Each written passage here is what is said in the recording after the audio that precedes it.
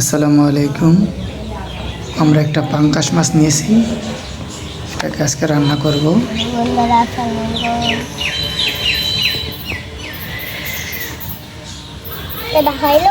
পাঙ্গাস মাছটা এখন আমরা কাটতে নিয়ে যাব। কেটে ফেলেছি,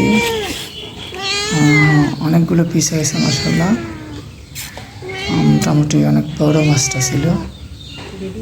মাছটা ধুতে নেব। অল্প কিছু মাছই রান্না করবো, এই জন্য আমরা কিছু মাছ দেওয়ার চেষ্টা করছি। আমরা যে কয়েক পিস রান্না করবো এই কয়েক পিস আমরা ম্যারিনেট করছি। ফ্রাই করছি, এক পিস মাছই ফ্রাই করবো, বেশি না, কয়েক পিস।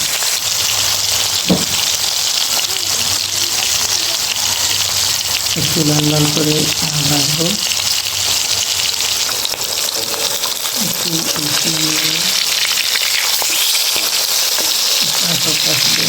লাল লাল করে ফ্রাই করবো।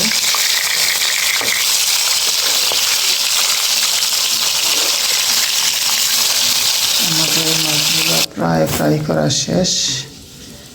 এই মাছগুলা ফ্রাই করেছি আমরা কয়েক পিস মাত্র।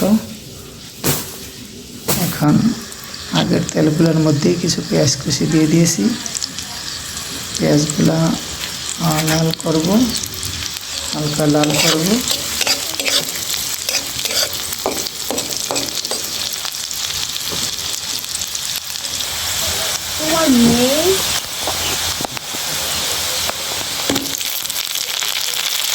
কিছু টমেটো আর কয়েক পিস আলু কেটে দিয়েছি। আমরা আর কিছু দেবো না, এগুলোতে একটু টক টক করবো পাঙ্গাস মাছের ঝোলের সাথে।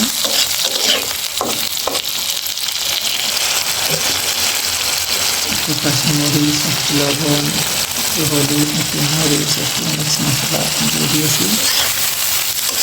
এটা সব কিছু মারবো, ভালো করে কষাবো। এখানে একটু পানি দিয়ে দিব, পানি দিয়ে একটু মাছগুলো দিয়ে দিয়েছি। এখন মাছগুলো দিয়ে দিয়েছি। আমাদের তরকারি এখন প্রায় শেষ। একটু ধনে পাতা ছিটিয়ে দিয়েছি, এখন উঠায় নেব। সুন্দর একটা কালার আসছে, মাশাআল্লাহ।